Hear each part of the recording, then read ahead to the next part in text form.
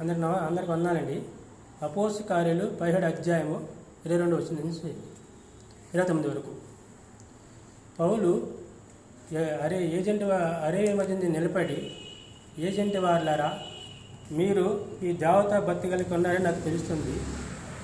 నేను ఇంకా తేలి చూస్తూ ఉండగా మీ బలిపీఠ మందు తెలియన దేవుని ఆరాధిస్తున్నామని మీ బలిపీఠ మందు రాయబడి ఉన్నది. మీరు ఏ దేవుని అయితే మీరు తెలియబడి దేవుని ఆరాధిస్తున్నారు, అదే దేవుని మీకు పరుస్తున్నాను. వీరు సమస్తం కూడా జగం అంతా సమస్తం ఆయనలోనే కలిగి ఉంది. భూమికి ఆకాశానికి ఆయన ప్రభే ఉన్నాడు. ఆయన హస్తకుస్తాల్లో నివసించేవాడు కాడు. ఆయన సమస్తం కూడా జీవమై ఊపిరై ఉన్నాడు.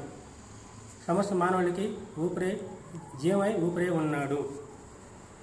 ఆయనకైనా కొద్దివై హస్తకుస్తాల్లో నివసించేవాడు కాడు.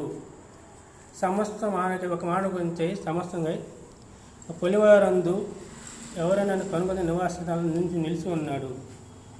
ఆయనలోనే మనం బతుకుతున్నాం, ఆయనలోనే చలిస్తున్నాం, ఆయనలోనే ఉలికి కలిగి మనం ఉన్నామని మీ కవిత్వంలో కొందరు చెప్పుతున్నారు కదా. మనం దేవుడి ప్రజలై ఉన్నాము.